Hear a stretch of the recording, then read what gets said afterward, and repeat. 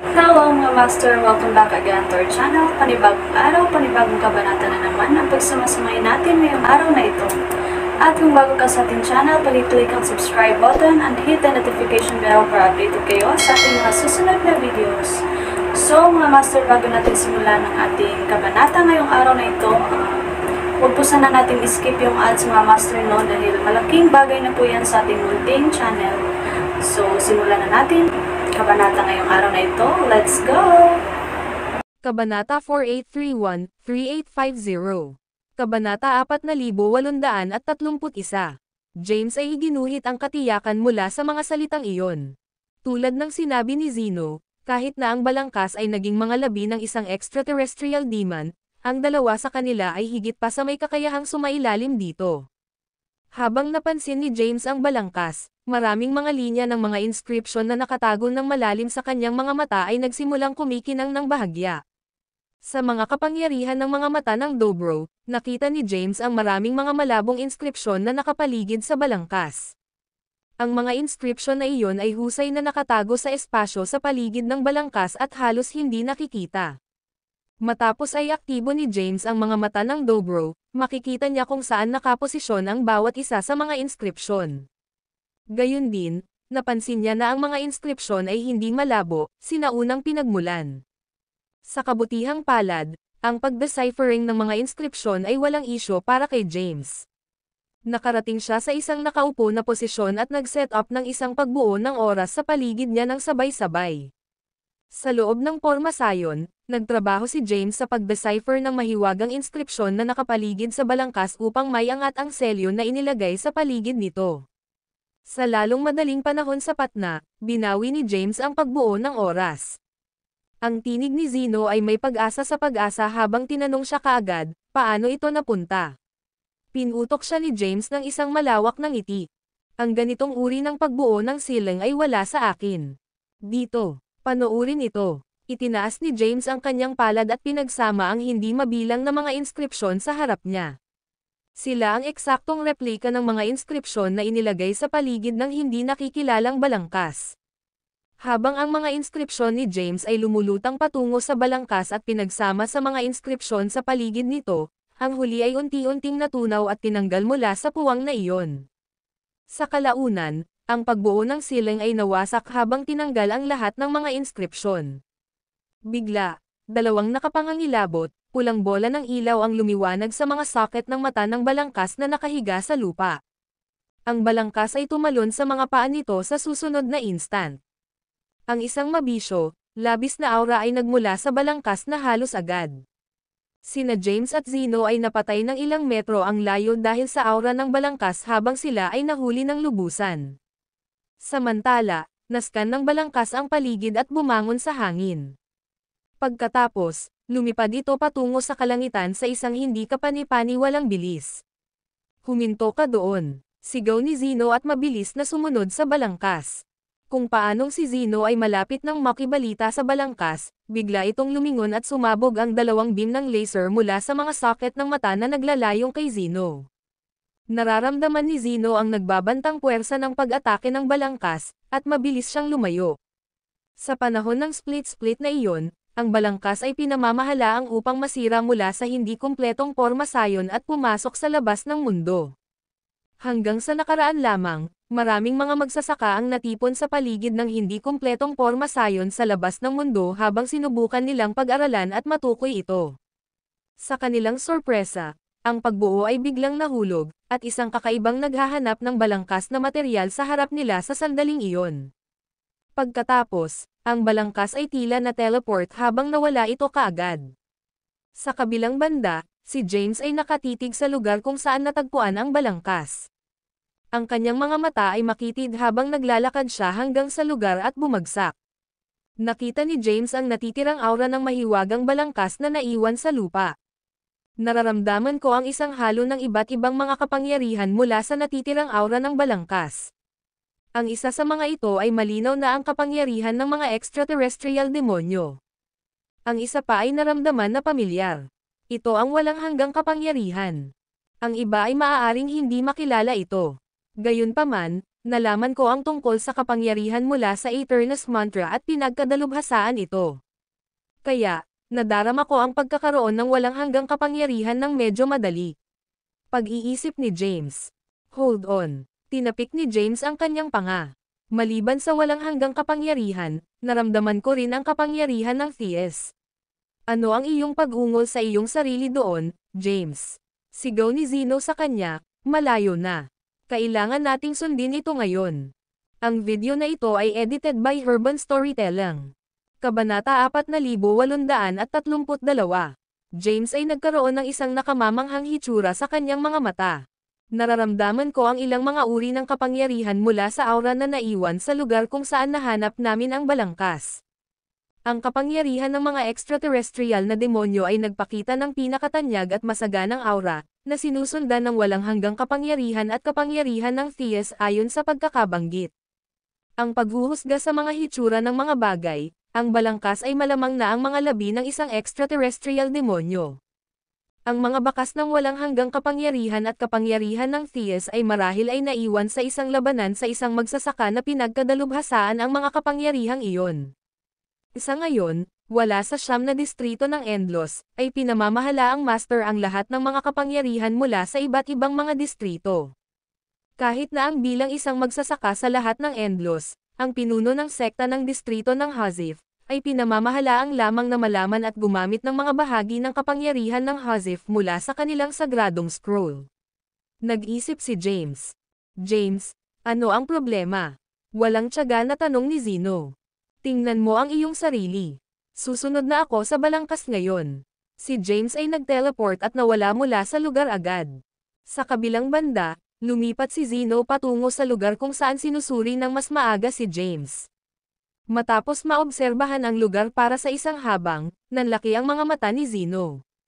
Hindi hinabol ni James pagkatapos ng balangkas kaagad dahil tiwala siya sa kanyang kakayahang subaybayan ang kanyang target. Hanggat ang balangkas ay matatagpuan sa loob ng saklaw ng kanyang kamalayan, madaling makita ni James ang lokasyon nito sa pamamagitan ng aura nito. Nakita pa ni James ang aura ng kanyang target sa loob ng isang lugar na sumasaklaw sa isang buong distrito. Sinubukan ni James na hanapin ang balangkas sa pamamagitan ng aura nito muli. Pagkatapos, nag-teleport siya sa pamamagitan ng paggamit ng Blithe Omniscience at muling napakita sa isang lugar na puno ng kadiliman at nakakahamak na aura. Ang kakaibang balangkas na ito ay patuloy na sinusubukan na tumakbo patungo sa madilim at desyerto na lugar na ito. Nagtataka ako kung saan sinusubukan itong makarating. Naisip ni James. Sa sandaling nakita niya ang balangkas sa malayo, pinakawalan ni James ang Blithe Omniscience at naging materialized sa isang lugar ng ilang metro bago ang balangkas, hinaharangan ang landas nito. Huminto ang balangkas sa mga track nito nang mapansin niya si James. Dalawang maliwanag na pulang ilaw na orbs ang lumiwanag sa mga socket ng mata ng balangkas habang tumatagal ng ilang mga hakbang pabalik, na tila medyo natakot ni James. James, bagaman isinagawa ni James ang Blithe Omniscience, pinamamahalaan ni Zeno na makahabol sa kanya. Nagpakita siya sa kabilang panig ng balangkas, na tinatatakan ang ruta ng pagtakas nito. Alam ni James na hindi niya dapat pabayaan ang kanyang bantay habang nakaharap sa mahiwagang balangkas. Agad niyang isinaaktibo ang landas ng Omniscience at sinimulan ang 10 beses na Realms Transcendent Sutra. Pagkatapos, nakatuon niya ang kanyang konsentrasyon sa pagbuo ng 6 na magkakaibang mga kapangyarihan sa kanyang katawan. Sa pamamagitan ng kaalaman ng 10 beses na Realms Transcendent Sutra, gumawa si James ng isang napakalawak na puwersa sa pamamagitan ng pag-fuse ng lahat ng 6 na makapangyarihang kapangyarihan ng magkasama. Ang kakilakilabot na kapangyarihan ng kanyang. Nakaramdam si Zeno ng isang chill na tumatakbo sa kanyang gulugad habang naramdaman niya ang labis na kapangyarihan na nabuo ni James. Noon lamang, ang balangkas ay nakipag-ugnay sa isang tibak na ginawa ng ganap na wala sa mga buto sa palad nito. Pagkatapos, sumugod ito kay James ng buong bilis. Ang mga malalaking gust ng hangin ay nabuo habang ang balangkas ay nakataas ang tibak nito at mabigat na lumusot sa direksyon ni James. Kasabay nito, isang walang katapusang halaga ng madilim, menacing aura ay lumitaw na sinipsip mula sa paligid patungo sa tibak ng balangkas at nakadirekta kay James. Mabilis na tinawag ni James ang Chaos Sword habang nakita niya ang nagbabantang kapangyarihan ng pag-atake ng balangkas. Inilabas niya ang isang malakas na alon ng enerhiya ng Tayback sa susunod na instant. Gayunpaman, agad na naibalik si James sa pamamagitan ng pagbangga ng kanilang mga kapangyarihan habang ang dalawang Tayback ay nakipag-ugnay. Ang balangkas ay nakita ang pagkakataon nito at tumakas kaagad. Nabawi si James mula sa pagkabigla sa isang maikling sandali. Pagkatapos, mabilis siyang sumunod sa balangkas. Matapos maglakbay sa buong sinaunang larangan ng digmaan sa pamamagitan ng paggamit ng Blight Omniscience sa loob ng kaunting oras, sa wakas ay nakita ni James ang balangkas. Sa oras na ito, naaktibo ni James ang isang komplikadong pormasayon na natagpuan ng malalim sa kanyang isipan. Ang video na ito ay edited by Herban Storytelling. Kabanata 4833. Isang madilim, tulad ng anino ay maaaring makita na nakatayo sa itaas na masalimuot na pormasayon. Ang figure ay ganap na itim mula sa ulo hanggang paa na walang maliwanag na mga tampok sa mukha. Ang madilim na figure ay naging material bago ang balangkas sa susunod na instant, kasama ang masalimuot na pormasayon sa ilalim ng mga paa nito. Sa sandaling tinawag ni James ang figure, ang isang malaking paglipat sa presyon ng hangin sa loob ng lugar na iyon ay maaaring madama agad. Ano ang? Si Zeno ay pantay na nagulat at namangha sa paningin ng madilim na figure na iyon. Ilang segundo matapos lumitaw ang figure, isa pang pormasayon ang nakakasama sa ilalim ng balangkas, na tinapakan ito sa lugar na iyon halos agad. Sinubukan ng balangkas na masira ang pormasayon kasama ang mga kapangyarihan nito ngunit hindi ito mapakinabangan. Habang ito ay nagpatuloy sa mga pagtatangka nitong makatakas, ang madilim na figure na ginawa ni James ay nagangat ng isang braso at naghanda upang ilunsad ang isang pag-atake sa target nito. Huwag sirain ito, James. Gusto ko ito buo, sumigaw si Zeno sa sandaling iyon. Ang madilim na figure ay nagyelo sa mga track nito. Nawala ito kaagad nang tinawag ni James ang figure pabalik sa kanyang isipan. Nag-teleport si Zeno at muling lumitaw sa tabi ni James. Alam ko, kasama ang natitirang mga ores ng maraming mga kapangyarihan na naiwan sa balangkas, may malaking posibilidad na ang balangkas ay isang miyembro ng mga extraterrestrial demonyo. Gayunpaman, iyon lamang ang aming haka-haka para sa ngayon. Dapat tayong mag-imbestiga ng higit pa bago magpasya kung ano ang gagawin dito. Tumango si James matapos ang isang maikling pagpos. Sa pamamagitan ng paraan, ano ang kasanayan sa lagda? Ang mga mata ni Zeno ay kumandat habang tinitigan niya ang pormasayon na ginawa ni James. Bumisita ako sa hindi mabilang na mga sinaunang lugar ng pagkasira at nakatagpo ng iba't ibang mga pormasayon. Gayunpaman, ito ang kauna-unahang pagkakataon na nakita ko ang isang nakakaintriga na pormasayon. Kumikinang si James habang sinabi niya, nilikha ko mismo ang pagbuo. Ang pangalan ng pormasayon ay, napagtanto lamang ni James na wala siyang naisip na pangalan ng pormasayon. Matapos ang isang maikling pagpos, nagpatuloy siya, hindi ako nagpasya sa isang pangalan para dito. Ako ay lumitaw ng isang beses na perpekto ko ang pagbuo. Samantala, si Zeno ay lumakad hanggang sa balangkas upang pag-aralan ng malapit ang istruktura nito. Maaari siyang makahanap ng iba't ibang mga marka ng labanan sa mga buto nito.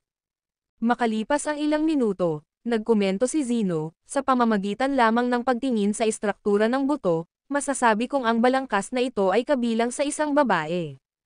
Bukod dito, ang ginang ay may kamangha-manghang mga proporsyon at isang magandang mukha kahit na. Hindi maiwasang mapigilan ni James ang mga mata nang marinig ang mga pahayag ni Zeno. Lumapit ang binata sa balangkas at itinaas ang kanyang palad.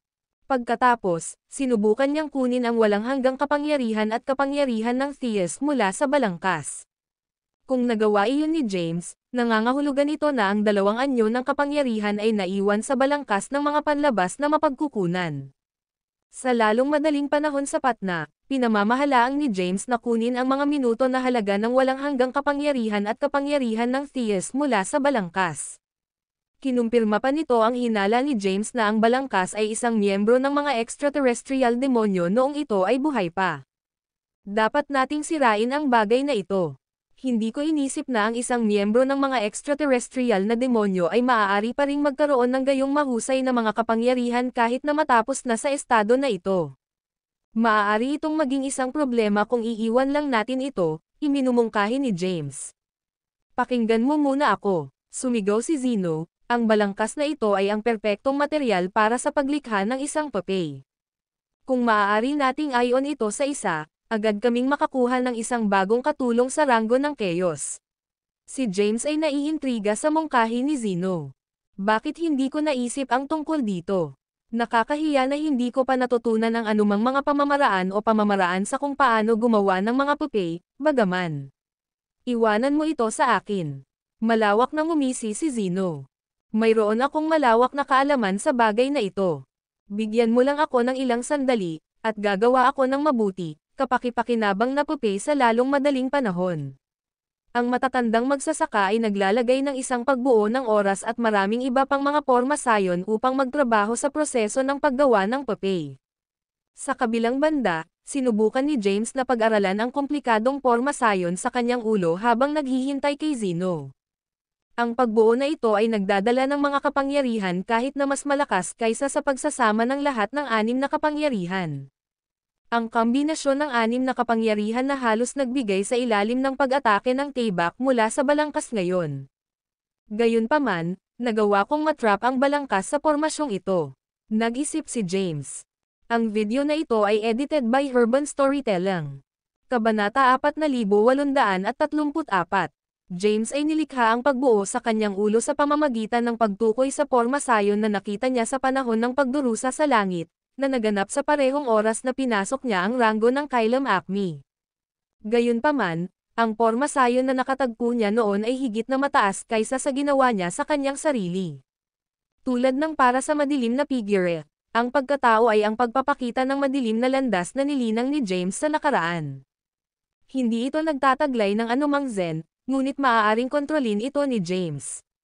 Nakakagulat na ang mga kapangyarihan ng madilim na figure ay katugma sa bagong porma sayon na ginawa ni James. Naniniwala si James na sa pamamagitan ng paggawa ng porma sayon na mas advanced, ang mga kapangyarihan ng madilim na figure ay tataas din. James, hindi ito gumagana. Ang tinig ni Zeno ay nabigo sa pagkabigo habang tumawag siya kay James. Tumalikod si James kay Zeno at nakita ang malalim na nakasimangot sa noo ng matatanda. Sinabi ni Zeno, napakalakas ng balangkas na ito. Hindi ko rin masimulan ang aking proseso. Kailangan ko ng tulong mo. Tinanong ni James, ano ang kailangan mo sa akin?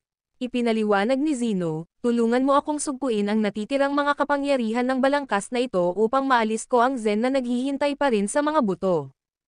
Kapag tinanggal ko ang karamihan sa Zen, magiging mas madali para sa akin na magtrabaho sa pag-convert ng balangkas sa isang pupe. Sige, tumanggo si James.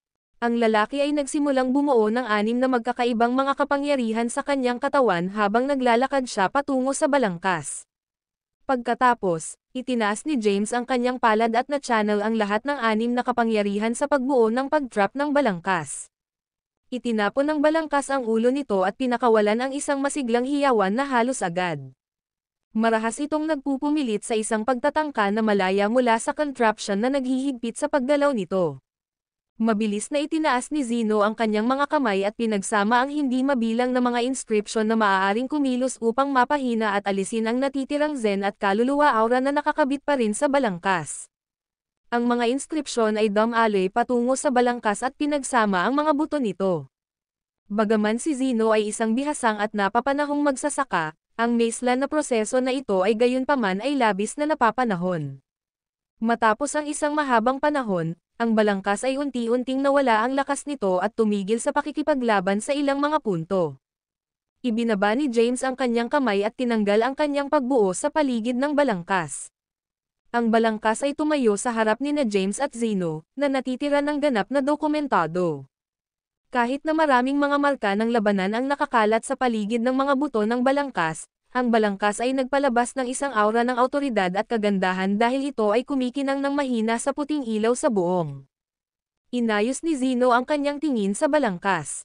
Kapag pinahihit ko ang kamangha-manghang balangkas na ito sa isang papel, magagawa nitong mailabas ang mga kapangyarihan ng ranggo ng kaguluhan. Nakita ni James ang oras at napansin na ang isang panahon ay lumipas sa labas ng mundo habang nagtrabaho sila sa balangkas sa loob ng pagbuo ng oras. Gaano katagal ang aabutin para sa iyo upang matapos ang paggawa ng puppet? Tanong ni James. Nilalayo niyang manalo ng unang lugar sa kompetisyon para sa walang hanggan na pagraranggo. Sumagot si Zeno, kailangan ko ng halos isang panahon ng labas ng mundo. Maging mabilis, kung gayon. Kailangan kong magtrabaho sa paghahanda para sa aking mga plano din. Ipinagpatuloy ni Zeno ang proseso ng paggawa ng puppet kaagad. Sinubukan niya ang kanyang makakaya upang maibalik ang balangkas sa isang mas mahusay na kondisyon. Bukod dito, ginamit pa niya ang mga kayamanan na nakolekta niya mula sa mga sinaunang lungsod at pagkasira upang makatulong na makagawa ng isang malakas na puppet. Sa huli, matagumpay na binago ni Zeno ang balangkas sa isang puppet. Tapos na, James. Habang sinaksak ni Zeno ang kanyang mga daliri, lumakad ang balangkas patungo kay James at huminto sa harap niya.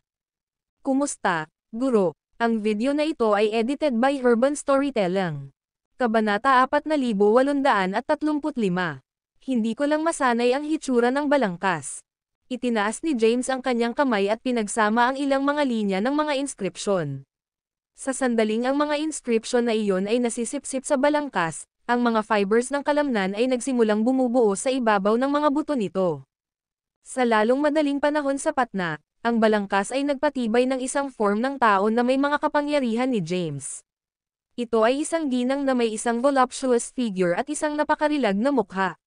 Siya ay may isang patas na kutis at natatanging asol na buhok. Tulad ng hinulaang ni Zeno kanina, ang ginang ay isang tunay na kagandahan. Maging si James ay pansamantalang natigilan habang kinuha niya ang magandang hitsura ng ginang. Sinampal ni Zeno si James sa likuran at snickered, hindi kailanman nakakita ng kagandahan sa iyong buhay bago, binata. Sa wakas ay nasnap ni James ang kanyang pandama. Ibinato niya ang mga kapangyarihan ng landas at gumawa ng isang asol na damit sa katawan ng ginang. Ang magandang ginang ay tila isang ethereal na nasa kanyang bagong damit. Pagkatapos nito, pinagkalooban ni James ang ginang, na isang puppet, na may isang bagong kaluluwa sa pamamagitan ng pag-imbento ng ilang zen sa pinakasimpleng porma sa kanya. Sa kanyang antas ng mga kasanayan at paglilinang, madaling lumikha si James ng mga bagong puwang at larangan sa kanyang mga kapangyarihan. Wala siyang problema sa paglikha ng zen sa isang puppet din. Master, mainit na sinag ng ginang si James habang binabati ulit siya. Natagpuan ni James ang kanyang tinig sa halip na nakalulugod sa tainga. Ano ang dapat nating tawagan sa kanya? Habang siya ay tumitig sa blue-haired lady, si James ay tumagilid sa kanyang ulo at tinapik sa kanyang panga. Pagkaraan ng pagsasaalang-alang ng ilang sandali, nag-isip si James. Mula ngayon, ang iyong pangalan ay Livy Kayden. Panipi. Naunawaan. Tila gusto ni Livy ang kanyang pangalan nang ngumiti siya at yumoko kay James. Ipinagmamalaki ni Zeno ang kanyang baba nang siya ay nagsimula. James, gumawa ako ng isang puppet na may mga kapangyarihan ng ranggo ng kaguluhan na naging isang kagandahan para sa iyo. Hindi ka ba dapat gumawa ng isang bagay upang maibalik din ang pabor? Pinaikit ni James ang kanyang mga mata nang marinig ang mga salita ni Zeno. Alam kong hindi niya ito nagawa ng walang magandang dahilan, naisip ni James habang nag-click sa kanyang dila. Ano ang gusto mong gawin ko? Ang boses niya ay may pagkabagot. Hehe. Ang matandang monghe ay nagpakawala ng isang mapaglarong chuckle. Marahil ay naaalala mo kung paano ako nabubuhay sa pamamagitan ng pagkolekta at pagbebenta ng impormasyon. Natagpuan ko ang ilang mga pahiwatig mula sa isa pang sinaunang site. Sa pinakamalalim na bahagi ng battlefield na ito, ang isa sa mga subordinate ni Emperor Ryan na dating isang mahusay na magsasaka ay inilagay sa ilalim ng isang selyo sa isang hindi kilalang lokasyon. Plano kong masira ang selyo at iligtas ang tao. Kung posible, nais ko ring hilingin sa kanila ang karagdagang impormasyon tungkol sa aking background. Panipi. Matapos pakinggan ang paliwanag ni Zeno, tinanong ni James, sigurado ka bang tumpak ang mga pahiwatig na nakuha mo? Gayun din, ang lokasyon ba kung saan ang nasabing tao ay nasil na mapanganib? Sigurado ako na tumpak sila, at ang lokasyon na pupunta ako ay mapanganib, syempre. Kahit na ang mga magsasaka ng ranggo ng kaguluhan ay maaaring harapin ang mga sitwasyon na nagbabanta sa buhay habang nag-navigate sa lugar na iyon. Gayunpaman, nakamit mo ang mga kapangyarihan kahit na mas makapangyarihan kaysa sa mga magsasaka sa ranggo ng kaguluhan. May pananampalataya ako na magagawa mong ligtas sa buong misyon.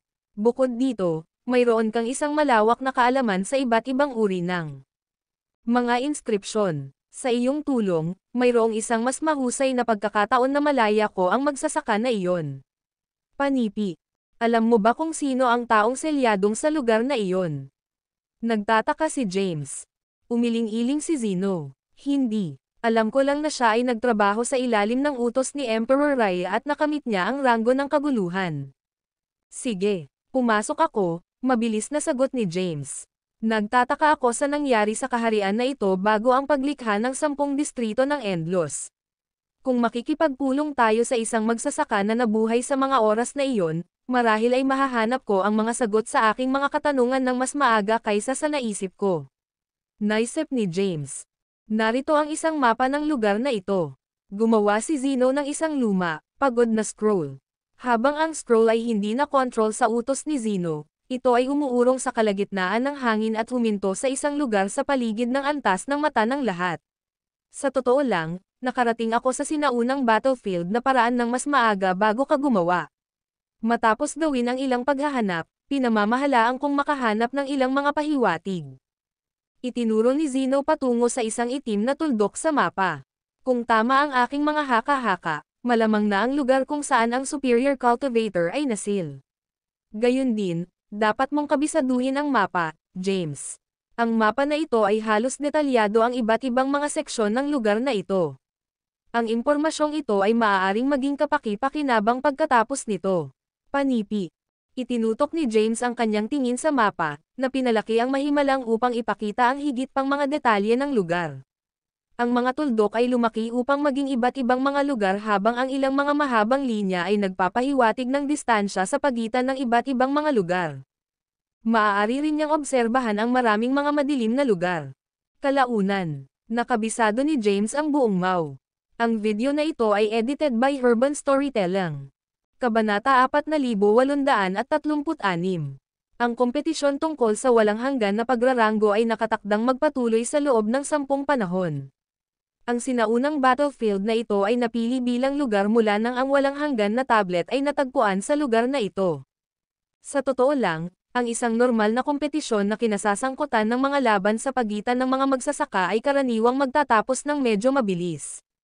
Ang tagal ng kompetisyon ay matagal upang ang mga kalahok ay maaaring makipagsapalaran sa buong larangan ng digmaan at marahil ay nakatagpo ng mga kayamanan o mga pagkakataon ng malaking kapalaran. Nasaan tayo ngayon? Gayun din, gaano katagal aabutin natin ang lokasyon na hinahanap natin? Bagaman nakabisado ni James ang mapa na ibinigay ni Zeno, wala pa rin siyang clue tungkol sa eksaktong lokasyon niya sa ngayon.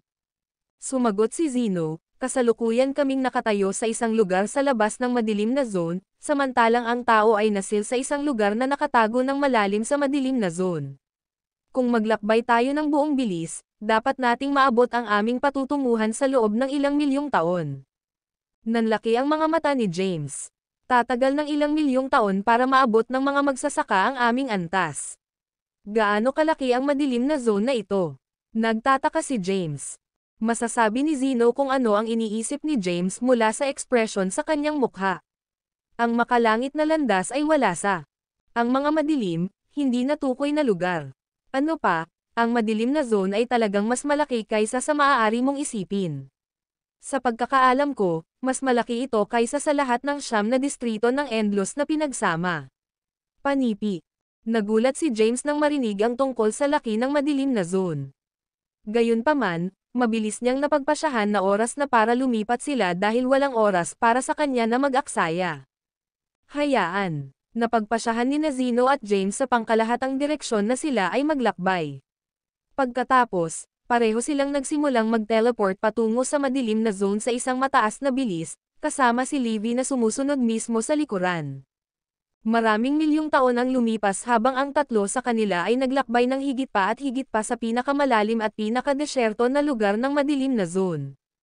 Ang isang malevolent, Mabisyo na enerhiya ay sumisid sa hangin at puwang sa kadiliman ng lugar na iyon. Ang mga ordinaryong tao ay hindi makakapalapit sa lugar na ito, sa unang lugar. Kahit na ang mga karampatang magsasaka ay hindi walang ingat na pumasok sa zone na ito dahil madali para sa sinuman na mawala ang kanilang pakiramdam ng direksyon doon. Kapag ang isang tao ay nawala sa madilim na zone, sila ay makulong doon sa natitirang bahagi ng kanilang buhay. Ang kadiliman ay dahan-daang makakain sa kanilang kaluluwa at pisikal na katawan, na iniiwan lamang ang balangkas ng tao. Isang boses ang sumulpat sa kadiliman noon. Maaari kaming makarating dito ng mas maaga kung hindi namin kailangang mag-iwan ng maraming mga marka sa daan. Madali na makinis sa lugar na ito. Ang mga marking ay makakatulong para sa amin na makahanap ng aming paraan pabalik. Kung mayroon lamang tayong gabay na lampara, maaari kaming maglakbay sa buong madilim na zone ng walang anumang mga paghihirap kung mayroon tayong gabay na lampara. Panipi. Nang marinig ang mga salita ni Zeno, naisip ni James, kapag natapos na ang kompetisyon, hahanapin ko si Zizzle at tatanungin siya kung mayroong anumang paraan para bumalik ako sa distrito ng Chaos. Plano kong maghanap para sa gabay na lampara sa universo ng tao. Gamit ang lampara, makakahanap ako ng Infinity Steel sa universo ng tao at subukang makuha ang puso ng Endlos. Kudlit. Nasaan ang lugar na hinahanap natin muli? Tanong ni James. Kinuha muli ni Zeno ang mapa at sinimulang tingnan ito ng malapit. Matapos ang isang maikling sandali, nagsimula siya, dapat itong matatagpuan sa isang lugar sa lugar na ito. Hayaan ang pagkalat at tumingin sa paligid. Habang sinimulan ni na James at Zeno ang pagpunta sa magkahiwalay na direksyon upang maghanap sa lugar, walang tigil si Livy sa kadiliman. Ang mga itim na mist ay nagmumula sa kasamaan, mapanganib na energies na lumulutang sa paligid ng puwang ng madilim na zone. Master, narito ako dati. Tumalikod si James at tiningnan ang may-ari ng boses. Siya ay may isang nakakagulat na pagtingin sa kanyang mukha. Ano ang sinabi mo? Narito ka dati. Ang mga salita ni Livy ay huminto kay Zeno sa kanyang mga track. Inalis ko ang natitirang Zen at Soul Sigils mula sa balangkas. Nang binigyan siya ni James ng isang new Zen, siya ay muling-muling ipinanganak. Bakit niya aangkin na narito siya dati? Nag-isip si Zeno. Ang video na ito ay edited by Urban Storytelling. Kabanata 4837. MHM. Tumahimik si Levi na may malayong hitsura sa kanyang mga mata. Mukhang may hindi malinaw na mga alaala sa lugar na ito. Nakilala ni James ang mga mata ni Zeno. Pagkatapos, ipinadala niya ng tahimik ang kanyang tinig sa kanyang Zen. Ano ang nangyayari sa mundo? May mali ba sa iyong proseso ng paggawa ng puppet? Maaari bang ang ilang mga alaala sa kanyang nakaraang buhay ay nananatili pa rin sa loob ng balangkas? Hindi iyon tama. Ang isang maliit na nakasimangot na Christ na noo ni Zeno. Ang lahat ay tila maayos noon. Sa teoryang pagsasalita, walang paraan na naaalala pa rin niya ang anumang mga alaala sa kanyang nakaraang buhay. Panipi. Nag-iingat si James ng tuwid na mukha habang tinanong niya si Livy, ano ang naalala mo, Livy? Ang mga browser ni Livy ay magkasama sa isang nakasimangot. Mayroon akong mga maikling flashback ng mga imahe sa aking ulo. Sinabi ni James, sabihin mo lang sa amin kung ano ang naaalala mo. Sige. Ipinikit ni Livy ang kanyang mga mata at nakatuon sa kanyang mga alaala. Sa ilan sa mga mas malalim na bahagi ng mga buto ng Livy, maraming mga kupas na say ang nagsimulang kumikinang habang sinubukan ni Livy na alalahanin ang kanyang mga alaala. Ang mga sigils na iyon ay unti-unting gumawa ng mga walang tigil na mga imahe ng isang tiyak na eksena. Naaalala ko na ngayon, bulalas ni Livy matapos niyang magkasama ang mga larawang iyon. Ito ay isang labanan. Isang labanan ang sumabog sa lugar na ito noong nakaraan. Marahil ako ay isa sa mga taong sumali sa labanan, ngunit hindi ko maalala ang insidente ng detalyado. Iyon ay tama. Hindi mo na kailangang subukan ng husto upang maalala ang mga detalye, sagot ni James. Pagkatapos, pinahihit niya muli ang kanyang mga mata kay Zeno. Nag-flush si Zeno sa kahihiyan. Bakit mo ako binibigyan ng hitsura na iyon? Paano ko malalaman ang isang bagay na mangyayari? Dapat siya ay isang natatanging napakahusay na magsasaka kapag siya ay buhay pa. Ito ay lampas sa aking mga kasanayan at kakayahan upang alisin ang mga alaala na matagal pa rin sa kanyang katawan. Tinanong ni James, mapanganib ba para sa amin na panatilihin siya noon? Handa siyang tapusin si Livy gamit ang kanyang sariling mga kamay dahil ayaw niyang panatilihin ang isang bomba sa oras. Master, ang mga mata ni Livy ay maliwanag na may luha habang tinitignan niya si James. Papatayin mo ba ako? May mali ba akong gumawa? Si James ay nag-aalangan habang napansin niya ang napapawi na ekspresyon sa kanyang mukha. Hindi mo ito kasalanan. Si Zeno ay may isang pensive expression habang siya ay tumawid sa kanyang mga braso. Panipi. Hindi ito dapat maging isang seryosong isyu. Kahit na mayroon pa rin siyang ilan sa kanyang mga nakaraang alaala, tila sila ay mga fragment ng memorya na nag-iwan ng malalim na impresyon sa kanyang isip. Ang mga iyon ay hindi makakaapekto sa kanya o sa kanyang mga iniisip. Bukod, kahit na nawalan siya ng kontrol dahil sa mga alaalang iyon, magagawa ba niyang maging sanhi ng pinsala? Gayun din, gumagana pa rin siya ng maayos at normal.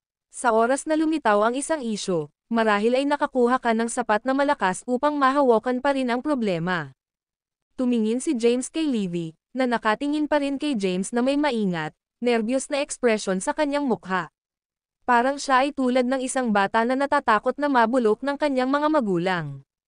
Lumakad siya papalapit kay Livy at malumanay na tinapik siya sa kanyang ulo. Huwag kang mag-alala, wala kang ginawa na mali. Ipaalam lamang sa akin kung maalala mo pa. Talaga, lumiwanag ang mukha ni Livy. Naramdaman niya kung paano nais ni James na alisin siya mula noong siya ang kanyang tagalikha. Talagang nag-aalala si Livy na baka mapupuksa niya siya sa puntong iyon. Oo, mahigpit na sagot ni James. Ang video na ito ay edited by Urban Storytelling. Kabanata 4838. James ay sineseryoso na isinasaalang-alang kung dapat ba niyang paksain lamang si Livy ng ilang sandali. Gayunpaman, siya ay bahagyang kumbinsido ni Zeno pagkatapos makinig sa kanyang mga salita, at nagpasya siyang panatilihin si Livy sa ilalim ng pagmamasid sa oras na ito. Samantala, sinubukan ni Livy na muling dumaan sa kanyang mga alaala. Sa kasamaang palad, maalala lamang niya ang isang maliit na bahagi ng insidente na nangyari sa lugar na iyon. Ang masasabi lang niya ay sigurado na ang isang labanan ng isang labis na malaking sukat na naganap sa lugar na iyon. Hindi mabilang na mga nilalang ang kasangkot sa labanan noon. Iyon ay maalala ni Livy. Sinubukan ni James na humingi ng higit pang mga detalye tungkol sa labanan na iyon. Hindi niya pinindot si Livy para sa mga sagot nang sa huli ay naubusan siya ng mga bagay na sasabihin. Magsimula tayo sa pamamagitan ng pagtingin sa paligid. Tumalikod si James kay Zeno. Pagkatapos nito, lahat ng tatlo sa kanila ay kumalat at hinanap ang lugar. Pinakawalan ni James ang kanyang zen at ginamit ang kanyang mga kapangyarihan upang makita ang mga lugar na may hindi pangkaraniwang lakas. Nagawa niyang palawakin ang kanyang zen upang masakop ang halos buong lugar ng kanilang search zone. Sa isang sulyap ng isang mata, 300 taon na ang lumipas. Natagpuan ko ito. Ang boses ni James ay tumunog sa kadiliman. Nasaan ito? Tumunog si Zeno sa halip na nasa sabik. Itinuro ni James sa kaliwa. Ito ang paraan. Ginamit niya ang Blight Omniscience at na-teleport ang layo. Si James referred sa ibang lugar na halos agad-agad, na sinundan ni Zeno at Livy. Ang lahat ng mga ito ay maaaring gumawa ng hindi malinaw na anyo ng isang lungsod na nababalot ng mga itim na mist na matatagpuan sa ilang distansya na malayo sa kanila. Dahan-dahan silang lumakad papunta sa lungsod. Pagdating nila sa labas ng pasukan sa lungsod, nakikita ni James at iba pa ang mga taluktok ng maraming mga espiritual na bundok mula sa kanilang lugar. Gayunpaman, ang mga bakas ng pinsala at pagkawasak ay nakakalat sa buong lungsod. Ang mga pader ng lungsod at mga gusali sa malapit ay nasira ng masama. Maging ang gate ng lungsod ay naiwan na nakahiga sa lupa matapos itong tinanggal mula sa orihinal na lugar nito. Sa kabutihang palad, ang mga salitang inukit sa gate ng lungsod ay nababasa pa rin. Ang isang malakas, napakalawak na enerhiya na radiated mula sa mga larawang inukit sa makapal, kahoy na gate. Ang mga ito ay malamang na ang gawain ng isang bihasang at mahusay na magsasaka. Yenlir City, bulong ni Zeno sa kanyang sarili habang tinitigan niya ang mga larawang inukit sa gate. Ipinikit ni Zeno ang kanyang mga mata habang nahulog siya sa malalim na pag-iisip. Pagkaraan ng ilang sandali, Dahan-dahan ang binuksan niya ang kanyang mga mata at sinabing, kaya, ito ang Yenrir City. Noon lamang, nag-ambala si Livy, na nagsasabing, ang lungsod ng Yenrir ay isang lungsod na matatagpuan sa periphery ng Endlos na kumikilos bilang isang mahalagang lokasyon sa pagpigil sa mga pagsalakay ng mga demonyong extraterrestrial.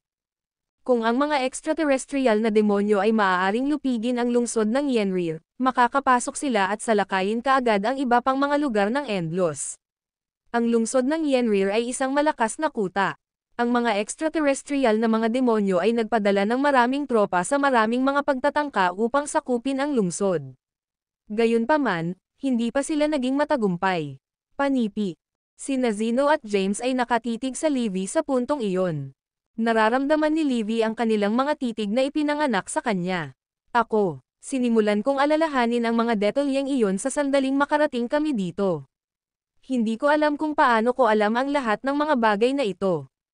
Sumulyap si James sa direksyon ni Zeno. Maaari bang maging isang papika rin? Ano ang bagay na walang kaparirikan? Mayroon akong isang kumpletong kaluluwa. Sinampal siya ni Zeno. Si Livy ay mayroon din. Binigyan ko siya ng isang kumpletong kaluluwa din.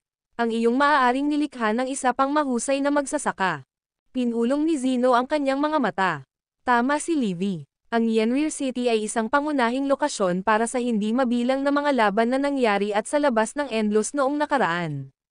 Ang isa sa mga karampatang subordinate ni Emperor Raya ay nakalagay sa lungsod na ito. Ang pangalan ng lalaki ay si Sancho Guerre. Ang video na ito ay edited by Urban Storytelling. Kabanata 4839. Zeno ay ibinahagi habang naalala niya ang mga detalye tungkol sa Yenrir City at ang partikular na magsasaka na nagsilbi kay Emperor Raya. Bumalik noon, ang mga demonyo ng extraterrestrial ay ginamit ang bawat paraan na maaari nilang isipin na subukan at sakupin ang Yenrir City. Ang lungsod lamang ang kanilang pag-akses sa siyam na distrito ng Endlos. Ang lungsod at ang puwersa ng militar nito ay ang mga kadahilanan na ang mga extraterrestrial na mga demonyo ay pinananatiling base sa nakaraan. Kaya, ang taong tinatakan sa lugar na ito ay si Sancho Guerre. Si James ay may bahagyang nakakagulat na hitsura. Kung ang mga tao sa panig ng Endlos ay nanalo sa labanan noong nakaraan, ang lungsod na ito at si Sancho ay hindi may lalagay sa ilalim ng isang selyo, di ba? Hindi nito ipaliwanag kung ano ang nakikita natin ngayon. Umiling-iling si Zeno. Hindi rin ako sigurado. Malalaman lamang natin kung ito ay Sancho Guerre sealed sa loob pagkatapos nating maghanap sa lungsod. Isang porma sayon ang naipalabas sa lungsod. Sa palagay mo ba maaari mong alisin ang porma sayon? Tumalikod si James patungo sa Rundown City.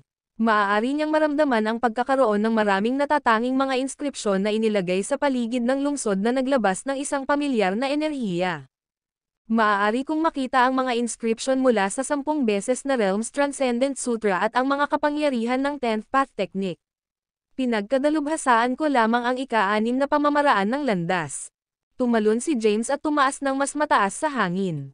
Habang itinuturo niya ang kanyang tingin sa lungsod sa ilalim niya, isinaaktibo ni James ang mga pamamaraan ng 10 beses na Realms Transcendent Sutra at nagsimulang bumuo ng 6 na magkakaibang kapangyarihan.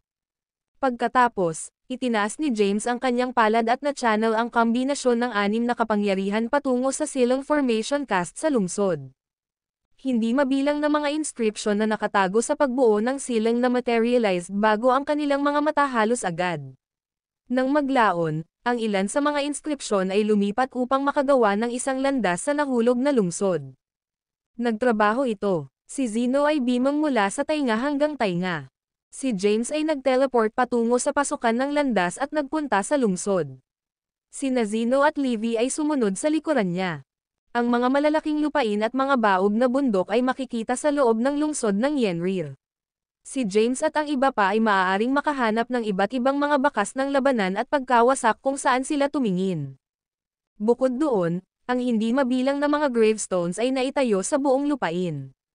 Ang ilan sa mga ito ay inukit kasama ang pangalan ng namatay habang ang karamihan sa iba pang mga gravestones ay walang pangalan. Si Zeno ay may isang mapang uyam na pagtingin sa kanyang mga mata habang dahan-daang tinitingnan niya ang paligid. Tila parang ang patlang ng mga gravestones ay tumakbo lamang ng walang katapusang. Masasabi ko kung gaano katindi ang labanan na humahantong sa kapanganakan ng 10 distrito ay sa pamamagitan lamang ng pagtingin sa estado ng lungsod na ito. Hindi mabilang na mga magsasaka ang nagsakripisyo ng kanilang buhay upang maprotektahan ang mga endlos. Si James ay sumimangot habang nag-iisip siya. Ibalik nila ang lahat ng mga katawan pagkatapos ng labanan at inilibing sila rito. Panipi. Si Zeno ay may isang somber expression sa kanyang mukha. Matapos talunin ni Emperor Raya ang pinuno ng mga extraterrestrial na mga demonyo, ang mga hukbo ng kaaway ay hinayla pabalik. Ang kapayapaan ng Endlos ay sa wakas ay napanatili. Matapos ang labanan, dinala ni Emperor Raya at ng kanyang mga tauhan ang mga katawan ng mga bumagsak na mga magsasaka na natagpuan sa buong larangan ng digmaan sa lungsod na ito at inilibing sila rito.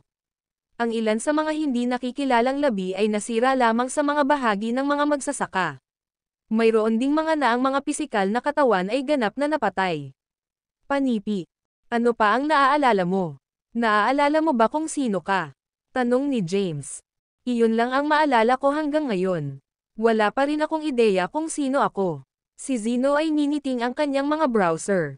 Pagkatapos, itinuro ni Zeno patungo sa isang espiritual na bundok na matatagpuan sa gitnang lugar ng lungsod ng Yenrir.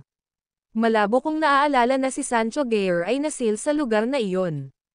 Kahit na pinamamahalaang ni Emperor Raya na bigyan ng kritikal na suntok ang pinuno ng extraterrestrial demons sa kanilang labanan, ang Endlos ay nahaharap pa rin sa banta mula sa aming mga kaaway. Habang si Sancho ay nakaranas ng matinding pinsala, inilagay ni Emperor Raya ang isang selyo sa lugar na ito kasama si Sancho sa loob dahil hindi niya maibigay ang agarang paggamot ni Sancho. Pagkatapos, kailangang iwanan ni Emperor Raya ang lugar na ito para sa iba pang mga tungkulin. Panipi. Si James ay nagbulong, saan napunta si Emperor Raya? Nais kong malaman ang tungkol dito.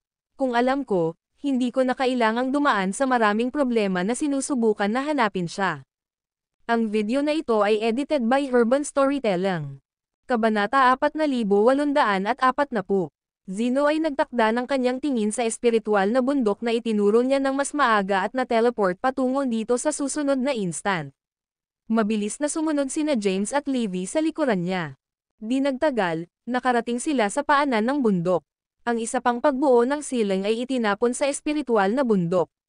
Bagaman ang porma sayon ay hindi nasisiyahan sa mga kapangyarihan ng ikasampung landas na pamamaraan, gayunpaman ito ay isang mataas na antas ng pagbuo ng mga ngailangan ng mga taon ng pagsisikap sa pagdeciphering at pag-ando nito. Sa kabutihang palad, ito ay isang simpleng gawain para kay James, na pinagkadalubhasaan ang parehong Tenfold Realms Transcendent Sutra at ang Primal Mantra. Ang tao ay may malawak na kaalaman sa iba't ibang mahirap, sinaunang mga inskripsyon. Sa paggamit ng pagbuo ng oras, pinamamahalaang ni James na alisin ang porma sayon na inilagay sa bundok sa loob ng 30,000 taon ng mundo sa labas. Habang umakyat sila sa bundok, si James ay maaaring makaramdam ng mababang antas ng lakas ng langit at lupa sa paligid nila. Kahit na lumipas ang mahabang panahon, ang malinis na espiritual na bundok ay napapanatili pa rin. Pagkaraan ng ilang sandali, ang lahat ng tatlo sa kanila ay dumating sa labas ng isang bulwagan sa rurok ng bundok. Si Zeno ay nagkaroon ng isang mabangis na ekspresyon habang naayos niya ang kanyang tingin sa pintuan na humahantong sa bulwagan. Pagkatapos, nagmamadali siyang sumulong at binuksan ito. Isang lalaki ang nakaupo sa isang upuan na nakalagay sa gitna ng bulwagan.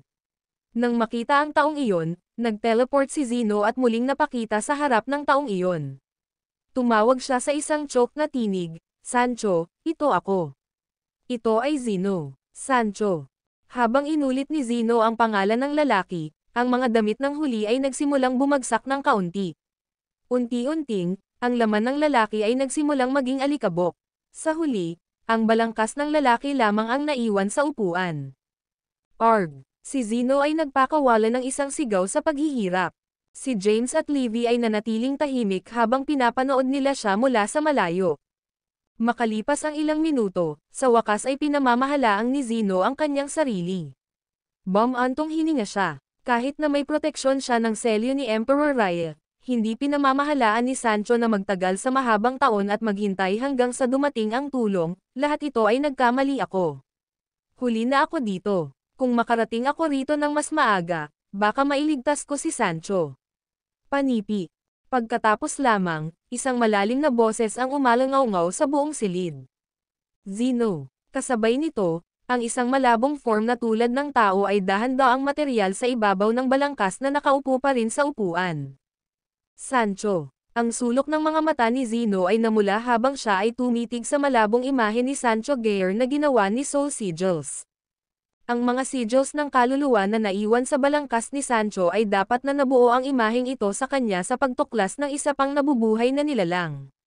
Kapag nagsilbi sila sa kanilang layunin, ang mga sigils ay mawawala din, kasama ang pinakahuling imahe ni Sancho Gear, naisip ni Zeno. Alam ni Zeno na ang mga sigils ng kaluluwa ay hindi maaaring magtagal. Mabilis niyang tinanong, Sancho, kailangan ko ang iyong tulong. Kailangan kong malaman kung sino ako, at nasaan si Emperor Rye. Ikaw ang number 1 Rune Arts Grandmaster na naglilingkod sa ilalim ng utos ni Emperor Rye, Zeno. Noong nakaraan, nakalagay ka upang protektahan ang Saso City, na matatagpuan sa mga hangganan ng Endlos. Sa kasamaang palad, ang lungsod ay inagaw sa isang araw, at kinuha ka ng mga extraterrestrial demon. Sa oras na iniligtas ka ni Emperor Rye at ang aming mga kalalakihan, ang bahagi ng iyong kaluluwa ay ninakaw. Naranasan mo rin ang matinding pinsala at nadulas sa isang malalim na pagtulog pagkatapos. Walang pagpipilian si Emperor Rye kundi upang ilibing ka. Inaasahan niyang magising ka ulit balang araw. Ang video na ito ay edited by Urban Storytelling. Kabanata 4841. Sancho antong hininga ng malungkot. Bigla, nahuli niya ang isang sulyap kay Livy na nakatayo sa tabi ni James, at ang kanyang mga browser ay hindi sinasadya na kumalas. May napansin si Zeno sa kanyang ekspresyon at tinanong, ano ang mali? Nakita mo ba siya dati? Kilala mo ba siya? Kilala ko siya. Ang mukha ni Sancho ay puno ng galit, at ang kanyang tinig ay naging pagalit. Isa siya sa 3 mga commander ng demonyo ng extraterrestrial na maraming buhay. Binigyan ito ni Win at sinakripisyo ang kanyang buhay upang masaktan siya. Si Livy ay sumalampak kay James, hinatak sa kanyang balabal, at ulong, natatakot ako.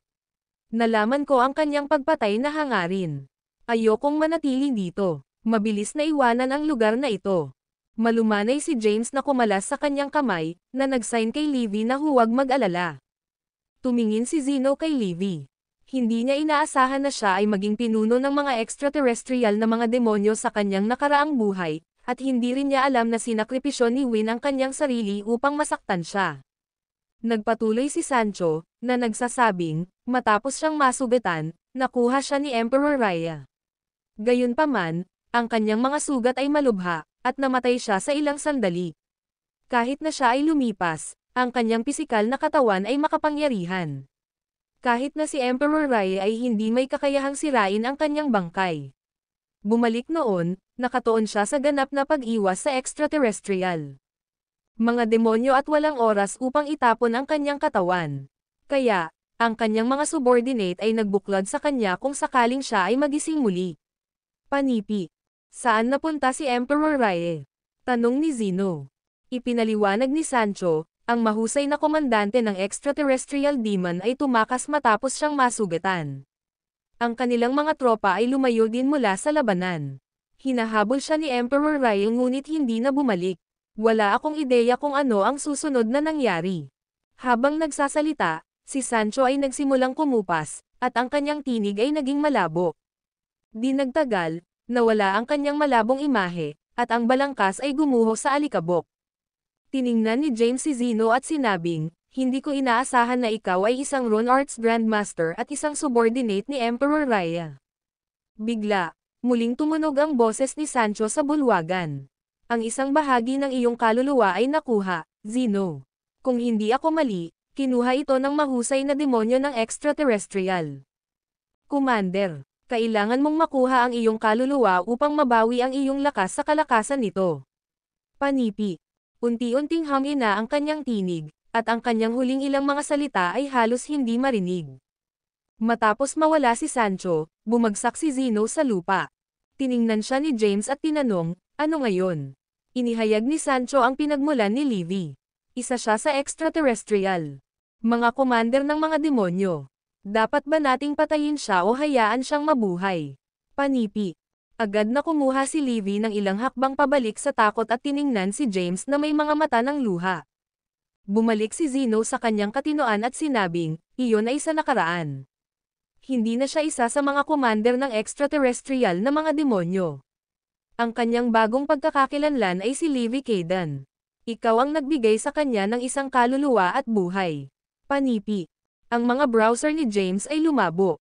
Bagaman tama si Zeno, ang katawan ni Livy ay kabilang pa rin sa isang extraterrestrial demon.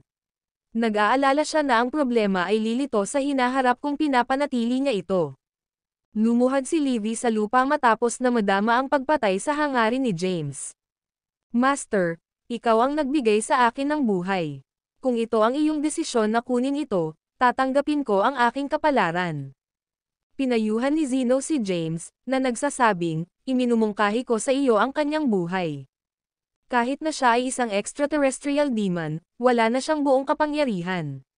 Ganap mong mapigilan siya. Bukod dito, nadarama ko na si Emperor Raya ay hindi ganap na paksin ang mga extraterrestrial na mga demonyo na nagpasok ng Endlos. Sa kasamaang palad, hindi ko lubos na nakuhang muli ang aking mga alaala at hindi ko naalala ang tungkol sa mga extraterrestrial na mga demonyo. Ang pagpapanatili sa kanya ay maaaring patunayan na maging kapaki-pakinabang sa hinaharap. Panipi. Huminga ng malalim si James. Naglakad siya papunta kay Livy, suportado siya, at sinabi, mabuti ka na ngayon. Bumangon ka. Panipi. Tumayo si Livy kasama ang kanyang ulo na bumaba sa lupa. Hindi matapang na makilala ang titig ni James. Mas mahusay akong pumunta, sabi ni Zeno. Tinanong ni James, saan ka nagpaplano na pumunta? Nawala si Zeno, ngunit ang boses niya ay sumigaw sa bulwagan. Gusto kong sundin sa mga yapik ni Emperor Raya. Kukunin ko muna ang aking pag-iwan. Magkita ulit tayo sa isang araw. Ang video na ito ay edited by Urban Storytelling. Kabanata 4842. Zeno ay nawala mula sa pangunahing bulwagan, na iniwan sina James at Livy. Inscan ni James ang walang laman na palasyo ng palasyo. Hindi niya inaasahan na makatagpo ang nalalabi na kaluluwa ng isang dating powerhouse ng 10 distrito. Maraming natuklasan din niya ang maraming mga lihim, kasama na kung paano namatay si Win.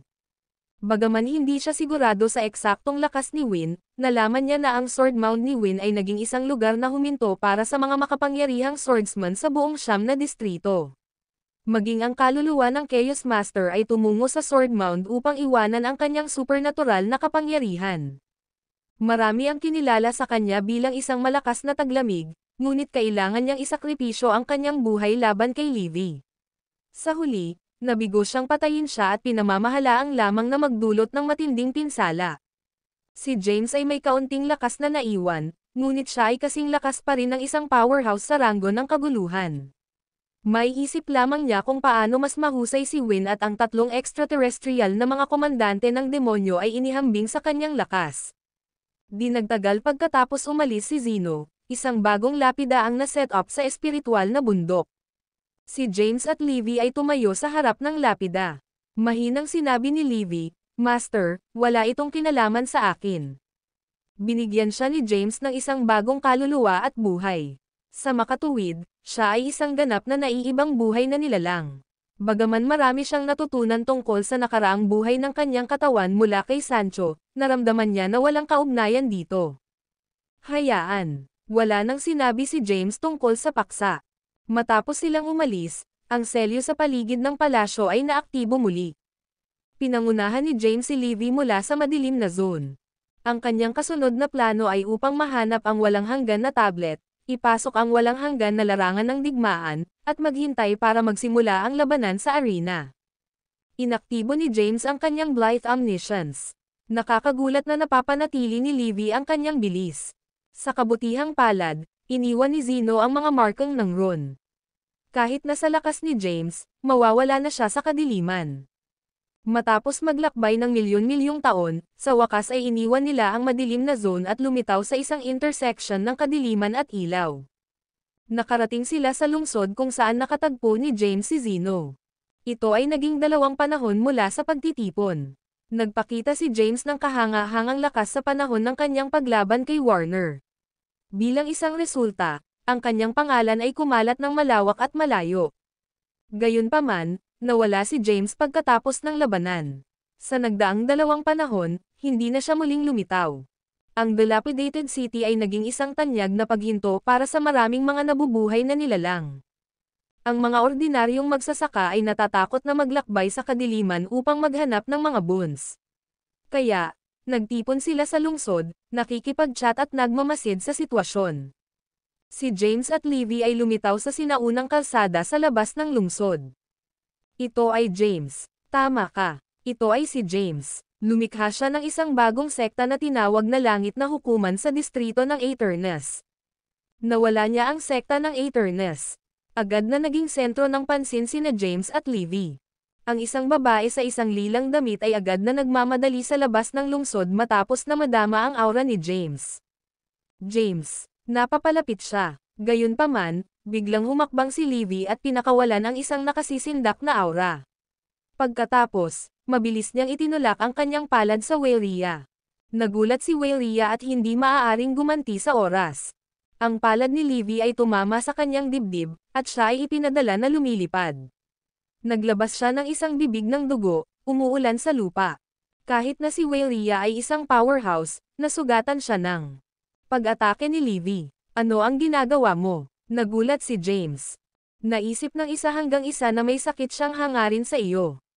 Ibinaba ng ulo ni Livy.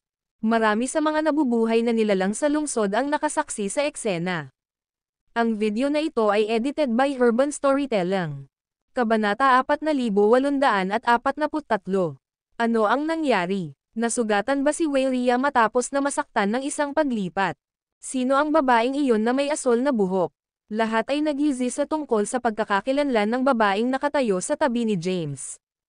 Mabilis na nabawi ni Waylea ang kanyang balanse, ngunit ang kanyang mga browser ay bumagsak sa sakit. Hinimok niya ang kanyang lakas at mabilis na ginagamot ang kanyang mga pinsala. Pagkatapos, lumakad siya kay James at galit na sigaw, "Ano ang impyerno, James? Para saan iyon?" Lumapit si James at ipinaliwanag ang paghingi ng tawad, "Pasensya na. Ito ang aking anak na babae, si Livy Kayden. Akala niya ikaw ay isang banta at kumilos laban sa iyo." Hindi ipinakilala ni James si Livy bilang isang pape o isang subordinate. Mahirap ipaliwanag kung bakit bigla siyang nag-recruit ng isang subordinate. Gayunpaman, magiging mas makatuwiran na ipakilala siya bilang kanyang anak na babae.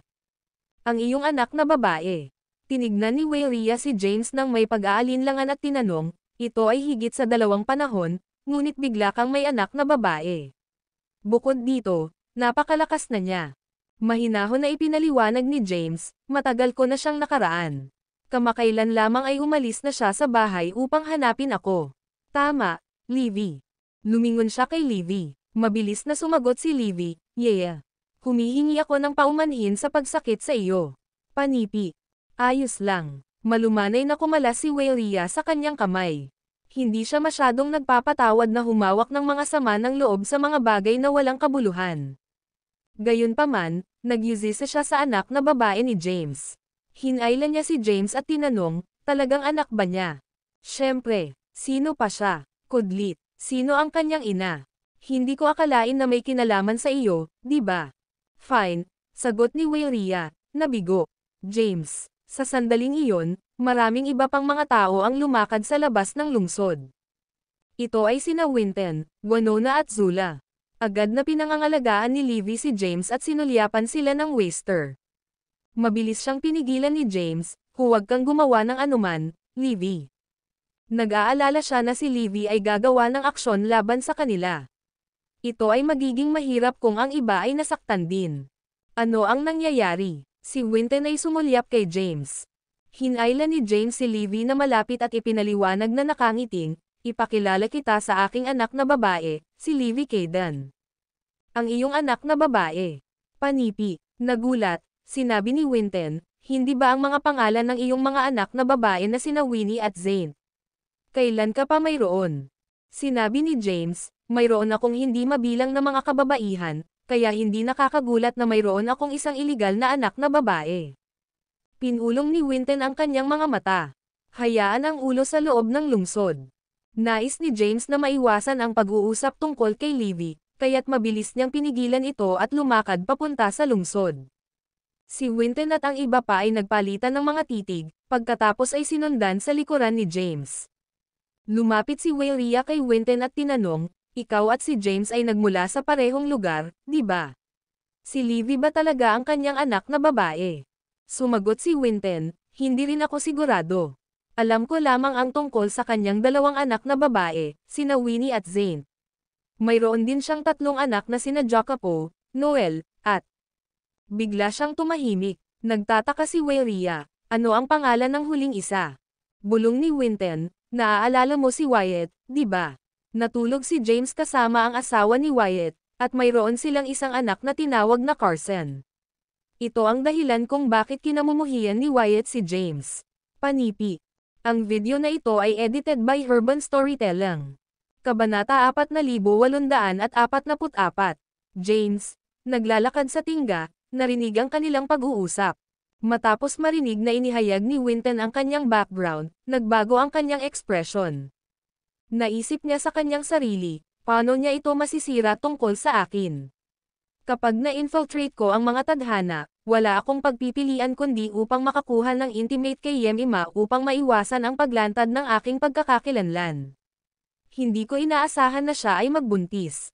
Bukod dito, partikular na hiniling ko kay Wendell na lutisin ang lahat pagkatapos kong umalis. Sa lakas ni Wendell, dapat niyang alagaan ang mga bagay na iyon nang walang problema. Kudlit. Agad na naglabas si James ng isang order, Livy, binugbog siya. WHO. Nahuli si Livy. Sumagot si James, ang taong iyon. Panipi. Agad na naintindihan ni Livy ang kanyang target. Habang nakikipag-usap pa rin si Winton, biglang lumitaw si Livy sa harap niya. Bago siya magreaksyon, siya ay itinaas ng isang malakas na puwersa, at isang pares ng mga parang multo na kamao ang lumubog sa kanya. Nais ni Winton na lumaban, ngunit si Livy ay napakalakas, at hindi siya nagawang malaya. Di nagtagal, siya ay nabugbog at binugbog. Sapat na iyon. Agad na pinigilan ni James ang pagbugbog, nag-aalala na maaaring hindi sinasadyang patayin ni Livy si Winton. Agad na tumigil si Livy gamit ang kanyang mga kapangyarihan. Si Winton ay nahulog sa lupa at umungol sa sakit. Nakatayo siya sa kahirapan at sinabi ng hindi nasisiyahan, kailangan ba iyon? Nagalit si Valeria sa paningin at sinabing, desidido ka, James. Kinantot mo ang asawa ng ibang tao ngunit natatakot sa iba na pinag-uusapan ito. Sinabi ni James nang may kahihiyan, ito ay isang aksidente. Valeria sneered. Hindi ko inaasahan na magkaroon ka ng mga kagustuhan. Kaya gusto mo ng mga babaeng may asawa. Mas nahihiya pa si James matapos marinig ang kanyang mga salita.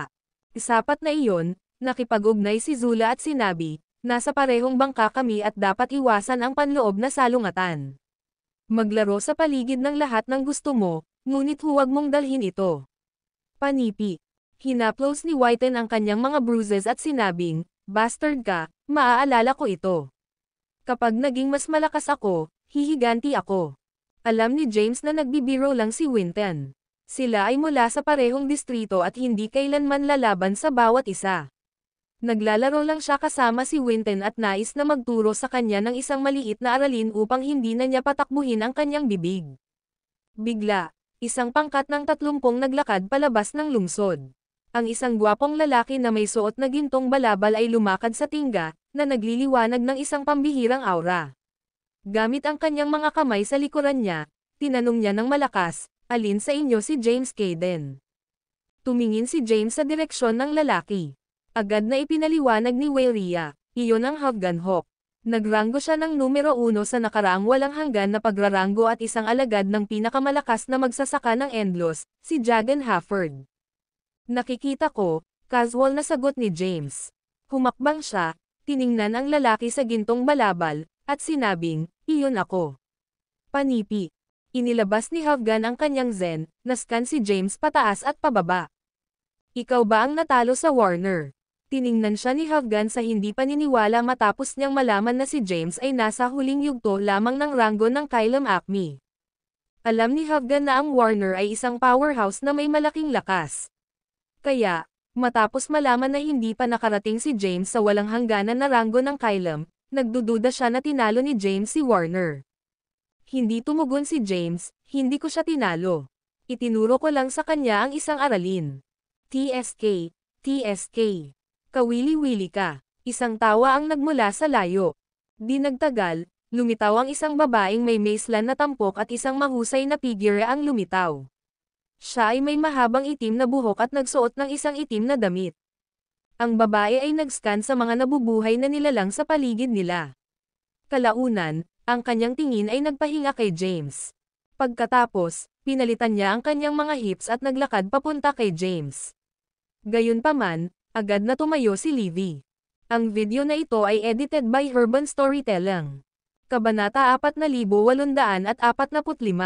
Ang babae sa itim na damit ay sinabi ng may ngiti, ikaw ay isang maswerteng lalaki na magkaroon ng napakaraming magagandang kababaihan sa paligid mo. Mahinahon na sinabi ni Wayria, ang kanyang pangalan ay Yola Larkin. Na kung saan ang sekta na kanyang pag-aari ay kasalukuyang hindi kilala. Pangalawa lamang siya kay Havgan sa nakaraang walang hanggan na pagraranggo. Tumingin si James kay Yola at Havgan. Hindi niya inaasahan ang dalawang nangungunang ranggo ng mga magsasaka sa walang hanggan na ranggo na darating na hinahanap siya. Ang isa sa mga subordinate ni Havgan ay biglang humakbang sa mga clenched fists at sinabing, siya ay nasa huling yugto lamang ng ranggo ng Kylum Acme. Hindi niya matatalo si Warner. Magtuturo ako sa kanya ng isang aralin. Pumunta rito at tanggapin ang iyong kamatayan. Ang subordinate ni Havgan ay nasa ranggo na walang hangganan ng Kylum. Sa kabila nito, ang kanyang lakas ay mas mababa sa Havgan. Bago tumugon si James, si Livy ay naging aksyon. Ang isang malakas na daing ay biglang lumubog, at ang lalaki ay sumabog sa malayo. Matapos mapupuksa ang banta, bumalik si Livy sa panig ni James. Sina Winton at Wayria ay nahuli. Nagulat si Wayria na ang anak na babae ni James ay napakalakas, samantalang nagtaka si Winton kung kailan mayroon si James. Isa pang anak na babae. Ang lalaki ay nagpadala ng paglipad ay bumalik sa tabi ni Havgan. Gayunpaman, agad siyang nag-spot ng isang bibig ng dugo at napuno. Mangyaring maghayganti para sa akin, Ginoo. Nagsalita siya ng ilang mga salita na may hindi kapani-pani walang kahirapan. Pagkatapos, ang kanyang katawan ay nawala, at ang kanyang kaluluwa ay nagkalat sa hangin. Nagdilim ang mukha ni Havgan. Gaano ka maglakas loob na hawakan ang isang subordinate kong? Bago siya makatapos ng pagsasalita, biglang lumitaw si Livy sa harap niya at inikat ang kanyang kamao sa kanya. Si Livy ay hindi gumamit ng anumang magarbong pamamaraan o komplikadong mga inskripsyon. Ang kanyang pag-atake ay binubuo ng dalisay na pisikal na lakas. Gayunpaman, si Havgan, ang numero 1 sa nakaraang walang hanggan. Ang pagraranggo ay kumatok. Ang kanyang katawan ay bumagsak sa isang saklaw ng bundok sa madilim na zone. Boom! Ang epekto ay naging sanhi ng pagbagsak ng saklaw ng bundok at isang walang humpay na hukay upang mabuo. Ang mga bitek ay kumalat mula sa lupa patungo sa lungsod, na nagdulot ng kaunting pinsala sa mga panlabas na rehiyon ng lungsod. Ang lahat na nakasaksi sa eksena ay nababagabag. Si Havgan ay naranggo ng numero 1 sa nakaraang walang hanggan na pagraranggo at ang alagad ng pinakamalakas na magsasaka ng Endlos. Gayunpaman, ipinadala siya na lumilipad na may isang suntok lamang mula sa magandang babaeng may buhok na asol. Lahat ay interesado tungkol sa kung sino si Livy at kung saan siya nagmula. Si Yola ay tumingin kay Livy ng same time. Huminga siya ng malalim at sinabing, magtagpo ulit tayo, James. Pagkatapos umalis ng ilang mga salita, nawala siya. Si Wayria, Winton, Zula, at Winona ay nagpalitan ng mga nakakagulat na mga gazes. Sa kabilang banda, nasiyahan si James sa lakas ni Livy. Sa ganitong powerhouse kasama niya, maaari niyang gumala sa siyam na distrito ng Endlos nang walang pag-aalala. Ipasok natin ang lungsod. Lumakad si James patungo sa lungsod, kasama si Livy na sumusunod sa likuran niya. Ang iba ay sumulyap sa bawat isa na nakakagulat at pagkatapos ay sumunod sa kanila. Ang video na ito ay edited by Urban Storytelling. Kabanata 4846. Maraming mga magsasaka ang nagayos ng dilapidated na lungsod na medyo, at nagsilbi itong pansamantalang tirahan para sa marami pang iba. Si Weylia at ang iba pa ay sumakop sa isang lugar upang manatili. Matapos pumasok sa isang independenteng manor, agad na napapaligiran si James ng kanyang mga kasama. Si Livy, sa kabilang banda, ay nagpapanatili ng isang distansya mula sa kanila. Alam niya na ang mga taong ito ay mga kaibigan ni James, at hindi niya ito matouch nang walang mga utos ni James. Inilagay ni Weylia ang kanyang mga kamay sa kanyang mga waists at sinabing, "Mas mahusay mong sabihin sa akin ang katotohanan, James. Saan ka nakakita ng isang powerhouse sa kaguluhan na tulad niya?" Si Livy ay napakalakas. Kahit na hindi niya pinakawalan ang kanyang aura, ang kanyang pisikal na lakas ay sapat na upang talunin si Afghan, na naglagay ng numero 1 sa nakaraang walang hanggan na pagraranggo. Sa makatuwid, pinaghihinalaang ni Weylia si Livy na nasa ranggo ng kabuluhan. Sinabi ni Winton, "Kilala kita, James. Alam ko kung gaano karaming mga kababaihan at mga anak mo. Hindi ka pa nagkaroon ng isang anak na babae na nagngangalang Livy Kayden." Matapos mabugbog, si Winton ay humawak ng isang bahagyang sama ng loob. Kaya, nakikipag-siding siya kay Weylia at nais na makakuha ng sagot mula kay James. Maging si Winona, ang matapat na tagasunod ni James, ay sumuporta din kay Weylia. Sinabi niya, "Hindi mo dapat itago ito sa amin, Master. Sabihin sa amin kung saan ka nakaraan ng 2 panahon at kung paano mo siya nakilala." Panipi. Hindi sigurado si James kung paano ipaliwanag ang kanyang sarili. Hindi niya maihayag ang nakaraang buhay ni Livy bilang commander ng extraterrestrial demons. Kung hindi man, magiging napakahirap kung lumabas ang salita. Tumugon siya ng walang pasubali, "Kung hindi ka naniniwala sa akin, ganoon din. Wala akong sasabihin." Si Weylia at ang iba pa ay patuloy na pinipilit siya tungkol dito, ngunit si James ay pumihil sa pagsabi ng anuman. Nang maglaon, sumuko sila na sinusubukan na mag-extort ng isang sagot mula sa kanya. Sinabi ni James, "Pupunta ako sa pag-iisa.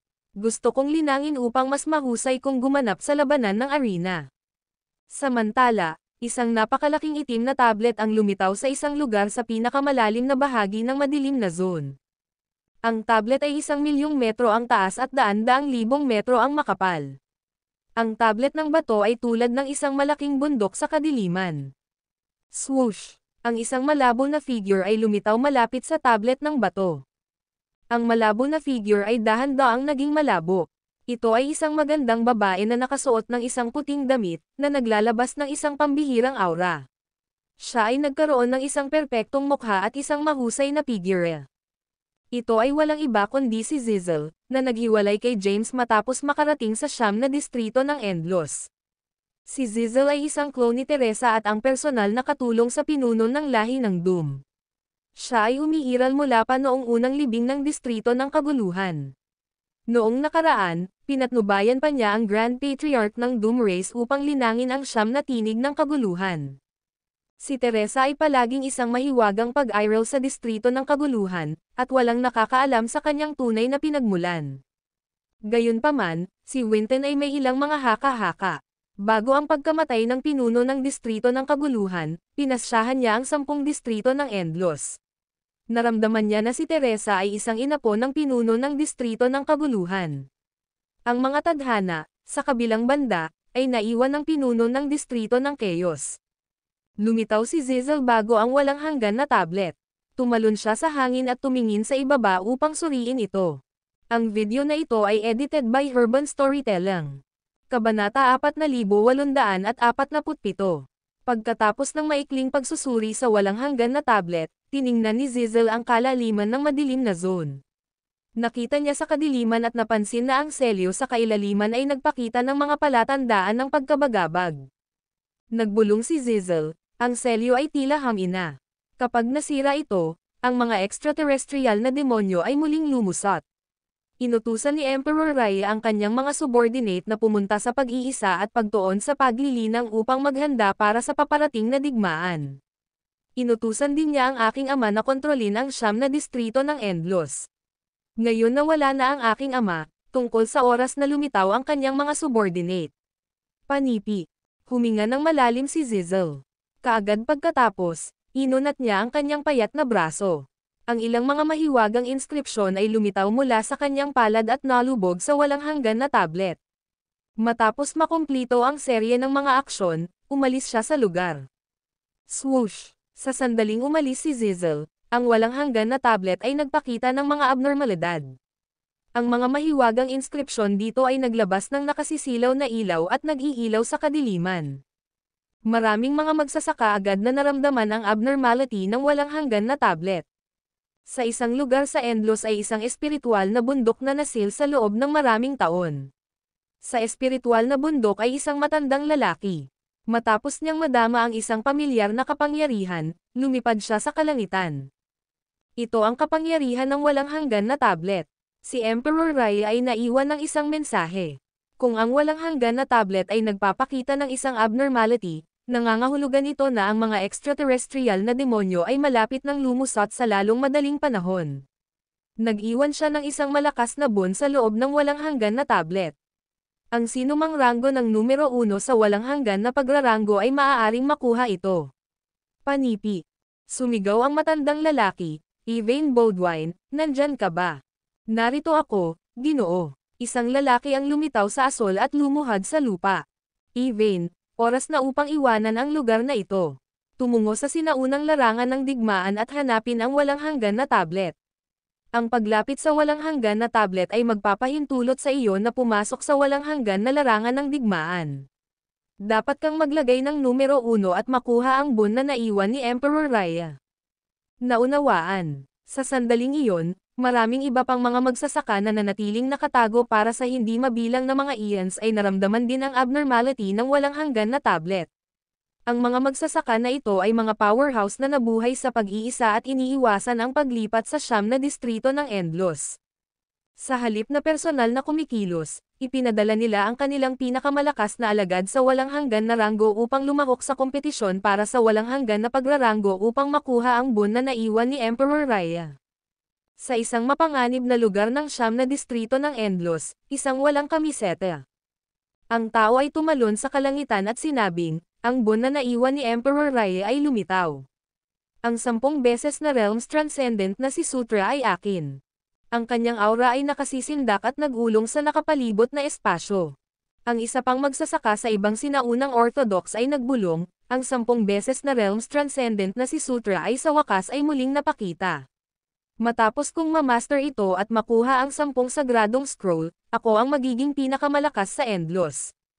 Maraming mga powerhouse sa walang hanggan na ranggo mula sa nakatagong orthodox ay nagsimulang lumitaw. Nanatili sila sa walang hanggan na ranggo sa loob ng mahabang panahon, naghihintay na dumating ang araw na ito. Ang lahat ng mga ito ay mga powerhouse na may kakayahang talunin ang mga magsasaka sa ranggo ng kaguluhan. Si Havgan, ang nakaraang numero ng isa sa walang hanggan na pagraranggo, ay isang anteng sa kanilang mga mata. Si James, na nasa paglilinang, ay nadama rin ang mga kapangyarihan ng walang hanggan na tablet. Agad siyang umalis sa pag-iisa at tumalon sa kalangitan. Ang kanyang mga kasama ay lumulutang din sa itaas ng lungsod, na nakatitig sa madilim na zone. Ang mga makukulay na sinag na nag-iilaw sa madilim na zone, na pinapayagan ang lahat na makita ang napakalaking itim na tablet at ang mahiwagang mga banal na kasulatan na nagpapalipat-lipat sa itaas nito. Nagulat si James. Ang mga banal na kasulatan. Hindi ba sila mula sa Tenfold Realms Transcendent Sutra? Nililinang niya ang kumpletong bersyon ng 10 beses. Realms Transcendent Sutra. Sa makatuwid, nakilala niya na ang mga banal na kasulatan ay isang kumpletong bersyon ng 10 beses na Realms Transcendent Sutra ng isang sulyap. Naguguluhan, naisip ni James sa kanyang sarili, iniwan ba ni Emperor Raya ang walang hanggan na tablet? Ang video na ito ay edited by Herban Storytelling. Kabanata 4848.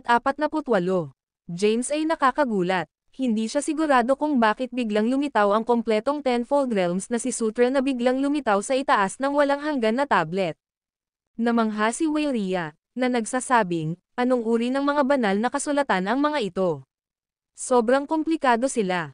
Ang iba pang mga powerhouse ay nakatitig din sa banal na kasulatan. Maingat nilang sinuri ang mga banal na kasulatan, sinusubukan na maunawaan ang mga ito. Gayunpaman, Ang mga banal na kasulatan ay biglang nalubog sa walang hanggan na tablet at nawala. Lahat ay tumingin sa bawat isa sa pagkalito. Si James at ang kanyang mga kasama ay bumalik sa lupa at nagtipon sa loob ng manor. Ito ang Tenfold Realms Transcendent Sutra, sabi ni James. Lahat ay tumingin kay James na mausisa. Tinanong ni Zula, ano ang Tenfold Realms Transcendent Sutra? Si James ay walang balak na sabihin sa kanila sa una. Ang Tenfold Realms Transcendent Sutra ay ang kanyang pinakamalaking lihim. Gayunpaman, mainam na ibunyag ito sa kanila mula nang lumitaw na ang 10 mga realms na si Sutrahad. Tumugon siya ng matapat, ito ay isang walang talo na banal na kasulatan na naiwan ni Emperor Raya. Kapag pinagkadalubhasaan mo ito, maiintindihan mo ang mga sagradong scroll. Kung gayon, maaari mong linangin ang isang natatanging kapangyarihan mula sa bawat isa sa mga sagradong scroll. Sa huli, maaari mong i-fuse ang 10 kapangyarihan sa 10 mga realms na transcendent na sining. Inihayag ni James ang impormasyon sa kanila. Nakatingin sa kanya si Winona at tinanong, paano mo malalaman? Nililinang mo na ba ang 10 beses na Realms Transcendent Sutra? Tumanggaw si James at sinabing, yeah. Panipi, sa sandaling iyon, may kumatok sa kanilang pintuan. Agad na binuksan ni Livy ang pintuan at nakita ang isang matangkad, matikas na babae na nakasuot ng puting damit sa labas. Tinanong ni Livy, sino ang hinahanap mo? Tinuro ni Zizzle si James at sinabing, siya. Agad na napansin ni James si Zizzle. Agad siyang sumulyap at si Winton. Pagkatapos, inutusan niya, ipasok siya. Sige, pinayagan siya ni Livy sa silid. Dahan-daang lumapit si Zizzle. Tiningnan siya ni James at sinabing, sa wakas ay nagpakita ka na. Marami kang pinapanatili na mga lihim mula sa akin. Panipi. Umupo si Zizzle at mahinahon na sumagot, ganito ba? Anong uri ng mga lihim ang aking pinapanatili? Sinabi ni James, maranong ka sa Tenfold Realms Transcendent Sutra. Ikaw ba ang pumasa sa isang hindi kumpletong bersyon kay Wyatt? Panipi. Umiling-iling si Zizzle at sinabing, hindi. Naintindihan ni Wyatt ang 10 beses na realms na si Sutra mismo. Ang mga banal na kasulatan ay katulad ng landas ng karma. Ang isa ay maaari lamang umasa sa sarili upang maunawaan ito. Hindi ito isang bagay na maaaring maituro. Pumasok si Wyatt sa landas ng paggising sa langit at naintindihan ito mismo. Gayunpaman, naintindihan lamang niya ang isang bahagi nito. Ang kanyang pag-unawa ay hindi kumpleto sa iyo. Ano ang tungkol sa iyong pag-unawa? Tanong ni James. Ang video na ito ay edited by Urban Storytelling. Kabanata 4849. Sumagot si Zizzle, natagpuan ko rin ang 10 beses na Realms Transcendent Sutra sa landas ng Ahenkli Awakening. Gayunpaman, ang aking pag-unawa dito ay kulang pa. Ang iba sa silid ay nalito sa kanilang pag-uusap. Tinanong ni James, ikaw ba ang inapo ng pinuno ng distrito ng kaguluhan? Matapat na sumagot si Zizzle, oo. Si Teresa ay anak na babae ng pinuno ng Chaos District. Ako ay isang clone lamang sa kanya. Sa kasamaang palad, ang pinuno ng Chaos District ay hinawakan at pinatay ng pinuno ng Hazif District. Panipi. Ang iyong ama ay isinama na sa Chaos Langit na landas. Siya ba ang nagplano ng mga libing ng langit? Sinusubukan ba niyang gamitin ang lakas ng iba pang namatay na mga powerhouse upang mabuhay? Mabuhay na ba siya pagkatapos ng ikatlong paglilibing ng kalangitan at ang pagkawasak ng kaguluhan sa langit? Nag-shock si Zexel at sinabing, naniniwala ka ba na, ang ninuno ni James? Ang ninuno ni Winton ay isang subordinate lamang ng aking ama. Si Winton ay gumawa lamang ng ilang mga haka-haka batay sa ilang hindi kumpletong impormasyon na naiwan ng kanyang ninuno. Pagkatapos ay maliwanagan ako sa libing ng langit. Ang katawan ni James ay naglabas ng isang nakamamatay na hangarin. Tumanggi siyang magamit ni Zizzle. Kung totoo ang mga haka-haka ni Winton, papatayin niya si Zizzle. Hindi siya sinuway sa puot ni James. Kalmado ang sagot ni Zizzle, ang aking ama ay isang powerhouse bago na itatag ang 10 distrito ng Endlos. Malaki ang nambag niya sa paglaban sa mga extraterrestrial demonyo. Bumalik noon, malubhang nasugatan ni Emperor Rai ang mahusay na commander ng extraterrestrial demon. Kasabay nito, tinanong niya ang iba pang mga puwersa sa ilalim niya na magtago at maghanda para sa pagbabalik ng mga demonyong extraterrestrial. Panipi. Sa wakas ay naintindihan ni James kung bakit ang mga naninirahan sa Endlos ay hindi clueless tungkol sa mga extraterrestrial demonyo at Emperor Raya. Ito ay dahil ang mga powerhouse, puwersa, at sekta na lumahok sa labanan ay napunta sa pag-iisa. Huminga ng malalim si Zizel at nagpatuloy, bago umalis si Emperor Raya, inayos niya ang aking ama na maging Endless Lord. Inihatid din niya ang siyam na iba pang mga pinuno ng distrito. Pagkatapos, hinati niya ang 10 mga pamamaraan ng landas sa 10 bahagi at naitala ito sa 10 sagradong scroll. Ang bawat distrito ay upang maprotektahan ang isa sa mga sagradong scroll. Nag-iwan din siya ng iba't ibang mga ilusyon sa bawat distrito para sa mga may sapat na talento upang makatagpo at makuha ang 10 beses na Realms Transcendent Sutra. Sa 10 distrito ng Endlos, ang aking ama at ang mga nakatagong powerhouse at sekta ay ang tanging nakakaalam nito. Maraming taon matapos ang aking ama ay naging Panginoon ng Endlos, pumasok si Jagan sa ranggo ng kaguluhan. Sinunggaban niya ang aking ama sa isang pagtatangka na sakupin ang puso ng Endlos at maging bagong Panginoon ng Endlos. Ang aking ama ay nakaranas ng matinding pinsala at kailangang isama ang kanyang sarili sa kaguluhan sa langit na landas upang mabuhay. Gayunpaman, ang mga bagay ay hindi tulad ng pag-isipan ni Winton. Gumamit siya ng matinding hakbang upang itago ang distrito ng kaguluhan at protektahan ang puso ng Endlos. Iyon ay sinabi, totoo na ang aking ama ay talagang sumisipsip ng aura ng namatay na mga powerhouse at magagawang mabuhay muli. Gayunpaman, ang aking ama ay hindi ang mastermind na nagdulot ng mga bagay sa kanyang direksyon. Sa katunayan, ito ay ang plano ng ilang mga powerhouse ng siyam na distrito ng Endlos na may masasamang hangarin. Panipi. Ibinahagi ni Zizel ang ilang mga nakaraang kaganapan, na sinisisi ang mga powerhouse ng siyam na distrito ng Endlos. Matapos makinig sa lahat ng mga kwento, agad na napagtanto ni James na sina Winton at James ay hindi mula sa siyam na distrito ng Endlos ngunit mula sa nakatagong distrito ng kaguluhan. Nalaman din nila na si Zizel ay anak na babae ng dating Endless Lord. Tiningnan ni Wayria si James na may kahulugan at sinabing, kaya't ikaw ay mula sa distrito ng Chaos. Hindi siya sumagot kay James. Sinimulan niyang suriin ang mga salita ni Zizel. Ipinagpatuloy niya, na nagsasabing, nagpakita ako dahil napakaraming mga powerhouse sa kaguluhan ng distrito. Ang kaguluhan sa langit ay hindi na mapigilan ang aura ng distrito ng kaguluhan. Hindi ako maaaring magkaroon ng mga powerhouse mula sa siyam na distrito ng Endlos na binibigyang pansin ang distrito ng Chaos. Sa makatuwid, naaktibo ko ang walang hanggan na tablet at pinayagan ang lilito na 10 beses na transcendent na si Sutra. Ang Tenfold Realms Transcendent Sutra ay magpapanatili ng mga powerhouse ng siyam na distrito na ginulo mula sa Chaos District. Panipi. Ang video na ito ay edited by Urban Storytelling. Kabanata 4850. Inihayag ni Zizel na siya ang may pananagutan sa pag-activate ng walang hanggan na tablet at paglantad sa 10 beses na Realms Transcendent Sutra. Duda na tinanong ni Wayria, paano mo malalaman ang 10 beses na Realms Transcendent na si Sutra ay nakatago sa loob ng Boundless Table? Panipi. Mahinahon na sumagot si Zizel, ang aking ama ang pinuno ng distrito ng kaguluhan at ipinangako bilang Panginoon ng Endlos ni Emperor Raya. Bilang anak na babae ng Panginoon ng Endlos, natural na alam ko ang mga lihim na ito. Ang kanyang mga kwento ay walang mga kapintasan, ngunit hindi pa rin lubos na pinagkakatiwalaan siya ni James. Posible hindi lahat ng kanyang ibinahagi ay ang buong katotohanan. Tinanong ni James, kaya ano ang iyong layunin? Sumagot si Zizel, matapos ang walang hanggan na larangan ng digmaan, magkakaroon ng isang kaguluhan sa larangan ng digmaan. Iniwan ni Emperor Raya ang isang Chaos Tablet sa loob ng Chaos Battlefield. Ang ilang mga extraterrestrial demon ay selyadong sa ilalim ng Chaos Tablet.